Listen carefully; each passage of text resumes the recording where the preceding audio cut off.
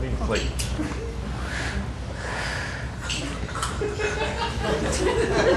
Keith Hackley, Jonathan, Greta, and Carson Sand. Well, Mr. Hackley, I'm so glad you could come.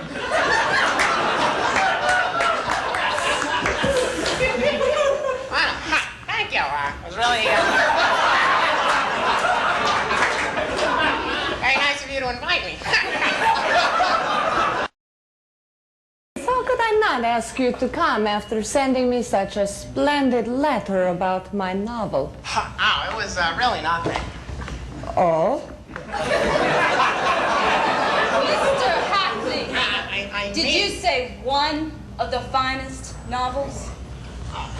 Yes, why, your novel, Miss Sand, The Brow of Zeus, was really one of the finest novels I've read in years. Keith Hackley, would you care to name even one novel that you've ever read that even compares to The Brow of Zeus? Well, If there's one thing we cannot tolerate around here, Mr. Hackley, it's imprecision of language. Now, you said one of the finest novels. What were the others? Hemingway was rather... Hemingway! Good God! Of course, you understand when we say the word God, we do not apply agreement with the term. We're merely using it as a strong idiomatic metaphor. Oh, Keith, can't you see Hemingway's death premises in every line that man writes? That premises? Well, you know, the struggle with the moment, the bull of... Hemingway is anti-life, anti-reason, anti-reality. Jonathan, Greta, come. We should give Mr. Hackley a chance. He is a lover of the brow of Zeus. And that's a big plus. Yes, you're right, Carson. Of course, Carson. Mr. Hackley? Keith, would you like a cigarette? This is a particularly rational brand.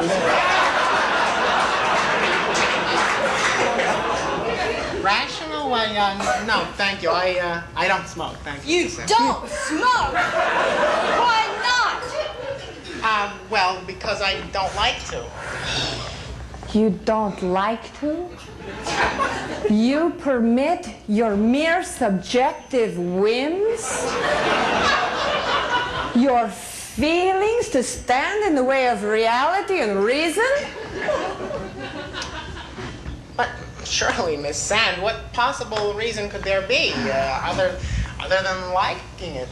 Oh, come on. Mrs. Sand never does anything out of her subjective feelings. Only out of reason, which means the objective nature of reality. You have grossly insulted this great woman and abused her courtesy and her hospitality. But what possible grounds could there be? Why are you evading the self-evident? Smoking is a symbol of the fire in the mind, the fire of ideas. He who refuses to smoke, therefore, is an enemy of the mind and of ideas. Symbol? Then it seems like a match would be even more of a symbol. Oh, come on. How dare you mock Carson Sand in this hooligan manner? You wouldn't mock God. Wait, Jonathan. Let us wait before passing final judgment. Keith? Of course, Carson. Are you a rationalist? Well, that's a very difficult question. You see, I think that... Come. Do you hold reason as your absolute? Well, that depends on how you define rationalism. You see, A rationalist is a man who lives exclusively by his reason, which means by the objective nature of reality to think, which means by a man's own power to think, which means, of course, by a man's own power to grasp reality, which means... Well done, comrade.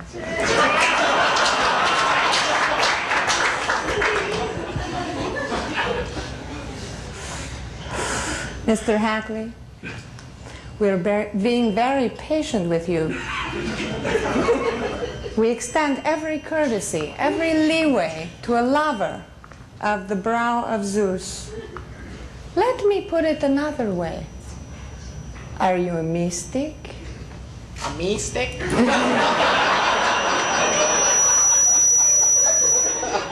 I don't believe in any of this Zen Buddhist business. Oh, really, Keith? I'm trying to have a serious conversation with you. But yes, but you see, I Please, give me the courtesy of allowing me to complete a thought, a single thought. Well, I'm sorry. Surely you must realize I'm not talking about the twisted, leprous Asiatic bum sitting somewhere on a diaper. That's only the most blatant, the most obvious kind of mystic. Yeah, I know. Los Angeles is full of queer. Oh, come on. Mr. Hackley, why do you continue to evade her frank and forthright questions? We both know you're running like hell. Now look here, I don't know what you're talking about. Keith, to put it simply, a mystic is someone who allows nothing to come, allows everything to come between his reason and his reality, who places something above his values. Do you see? Are you religious, Keith? Oh, am I religious? I see. Well, not really. You know, I would attend church maybe twice a year, Christmas and Easter. You know, that sort of thing. Only twice a year, he says. You know where that comes from. Well, of course.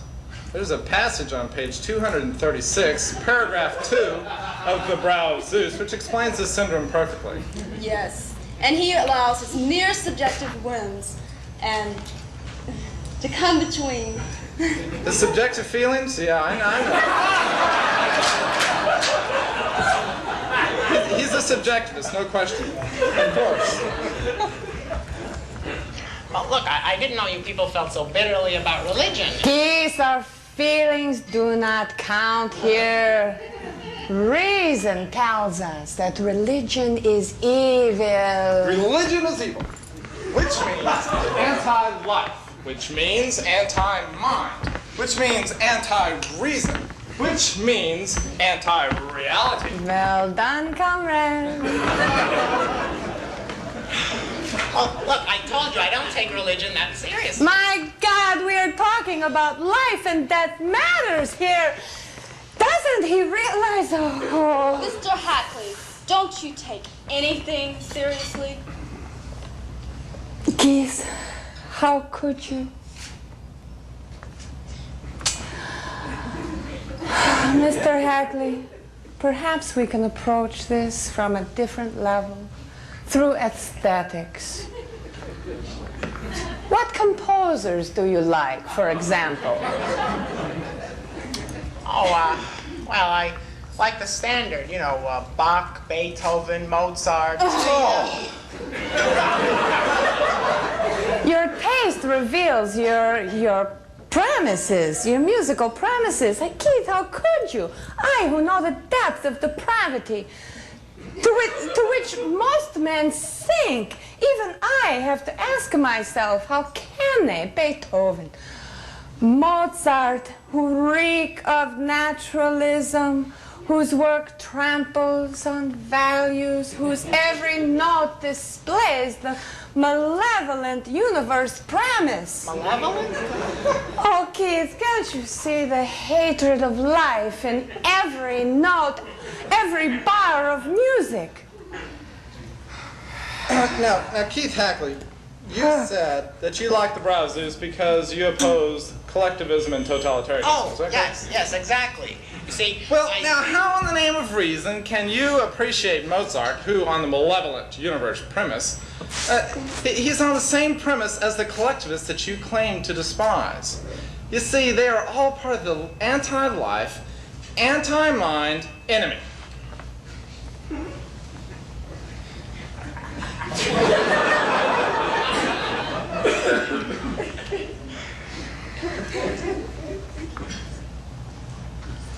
are you saying that Mozart was a collectivist? Oh, not on that very primitive kind of way.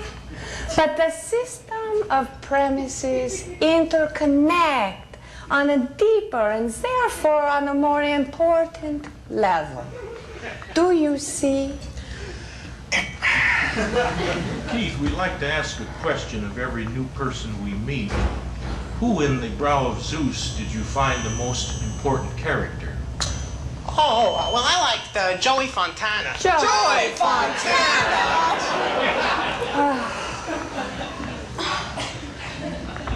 Yes, why?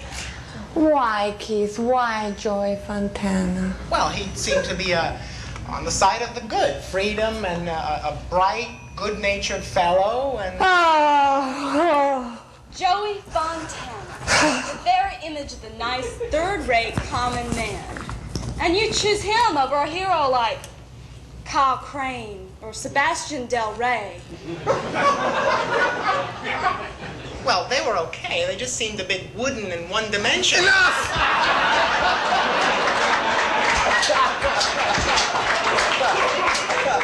Keith Hackley, you have had the rare privilege of spending an evening with the greatest minds you should ever hope to meet.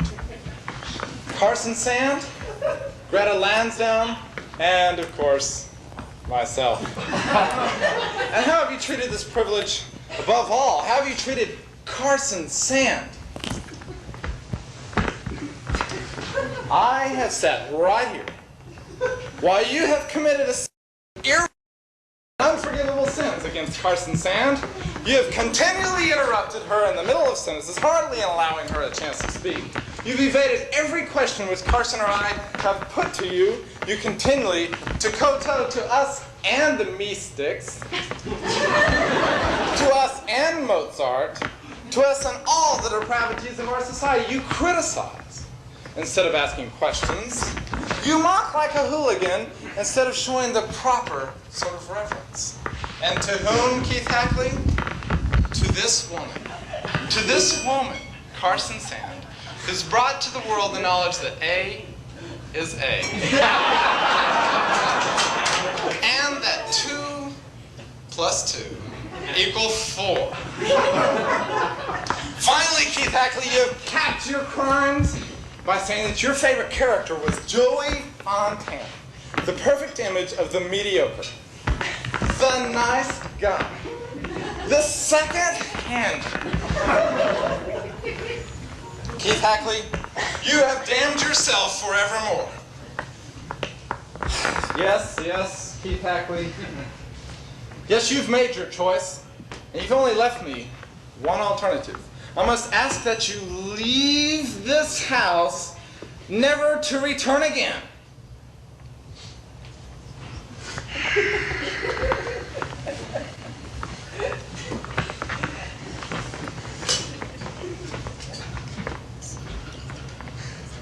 Forgive me, Mr. Kelly, but you seem like a very nice fellow. How can you stand all this? Oh, you get used to it after a while.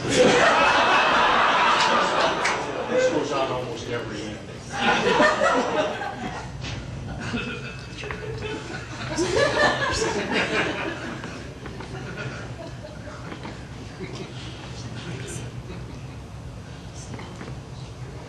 You learn to forget a lot.